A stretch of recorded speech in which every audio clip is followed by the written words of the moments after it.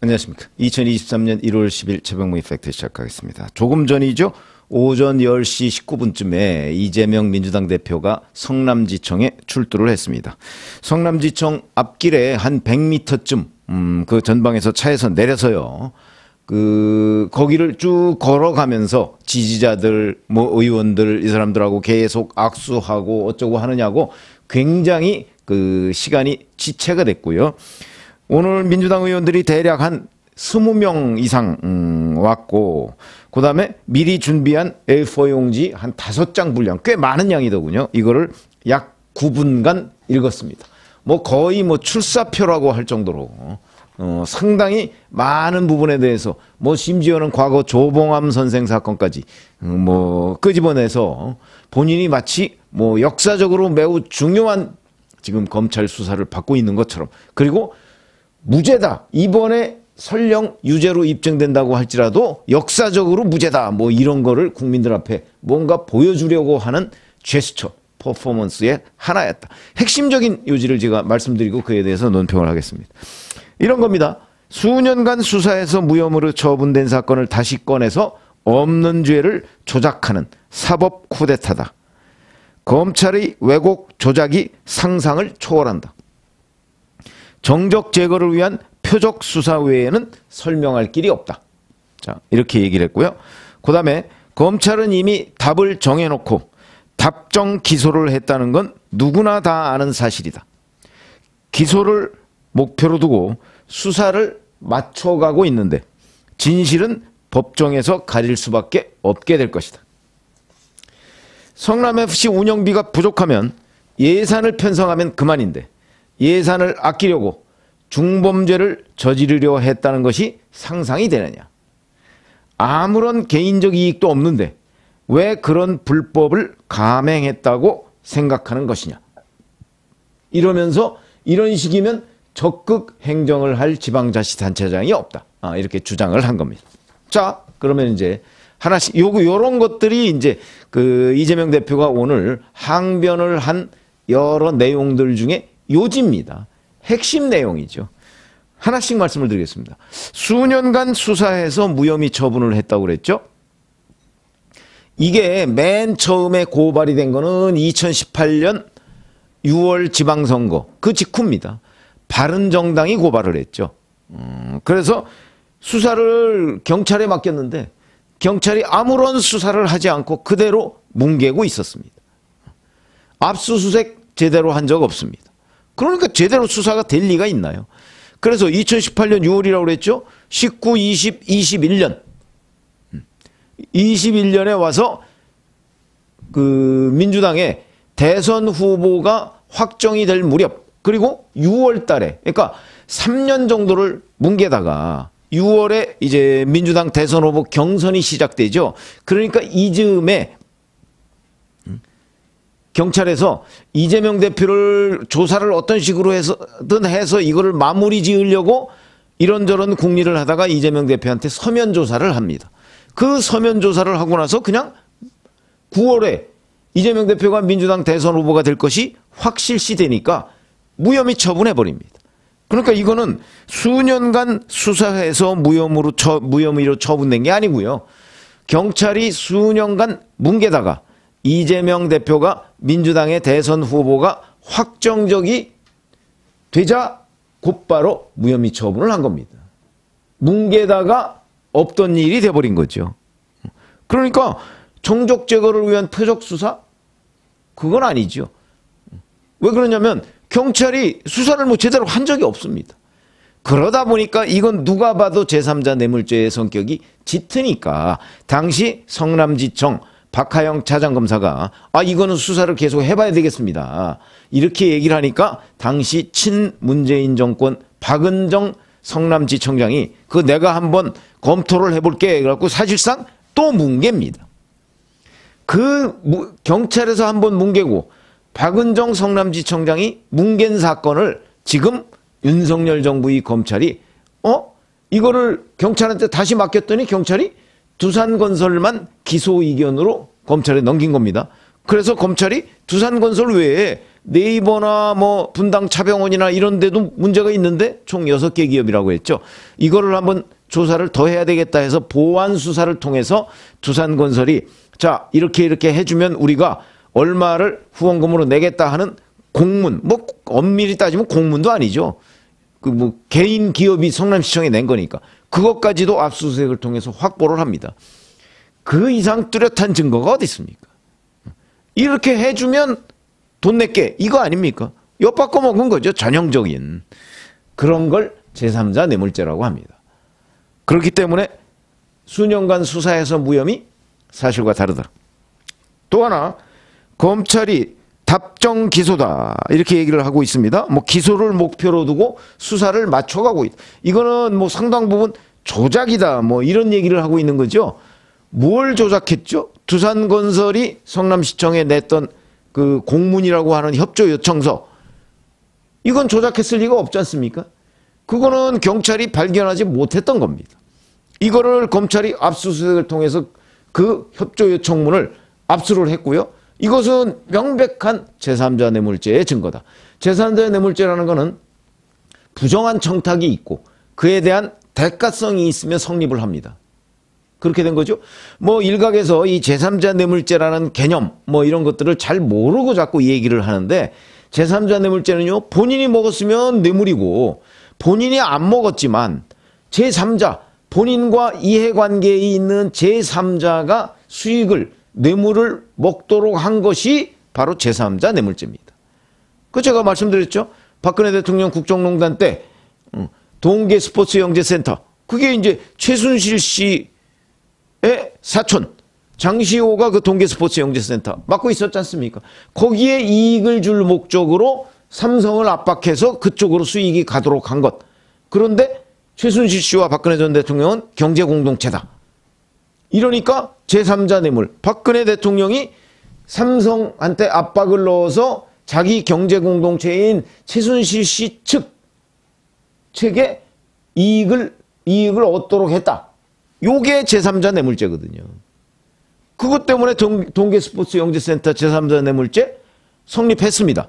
법원에서 확정 판결이 나왔죠. 작년 9월에 정찬민 현 국민의힘 의원 전 용인시장이죠. 자기 친형하고 친구들한테 어떤 시행업자가 3억 5천만 원 정도씩 시세보다 싸게 땅을 살 수 있도록 해준 혐의. 이걸로 제3자 뇌물죄 적용을 받아서 작년 9월에 징역 7년의 법정 구속이 됐습니다.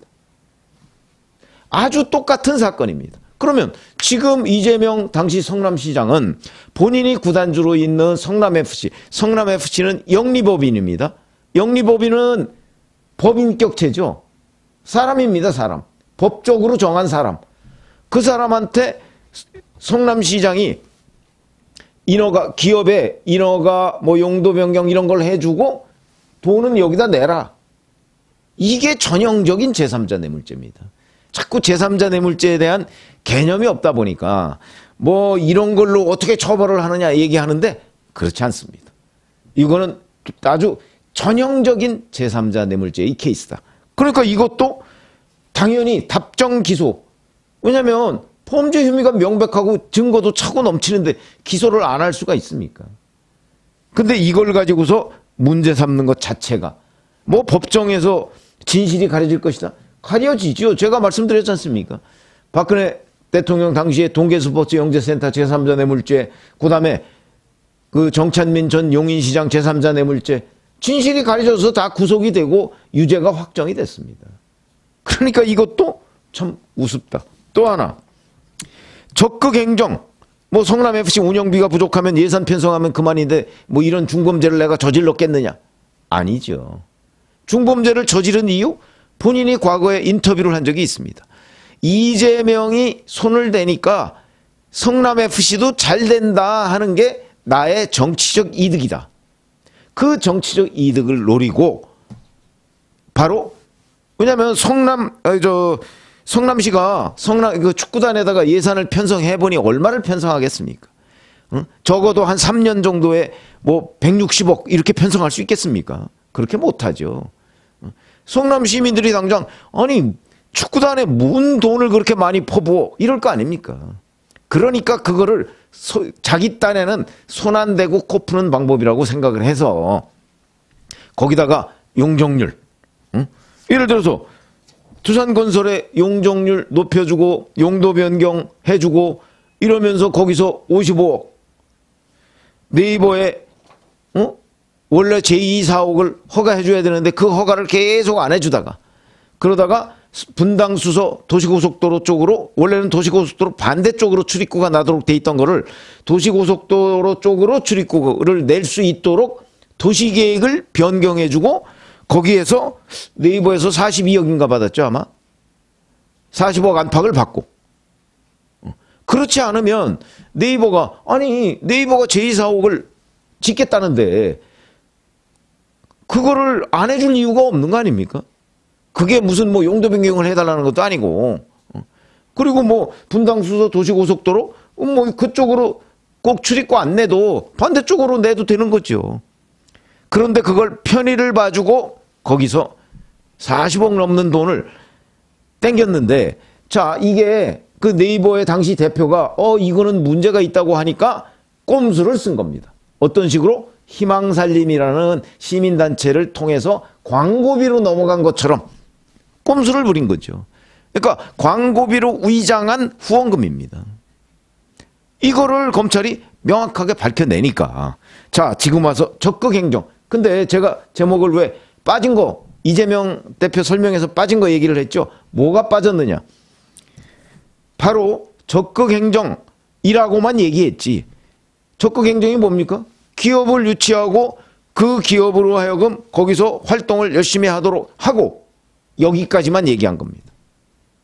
그 기업으로부터 성남FC의 후원금을 유치한 부분, 이게 또 부정이죠.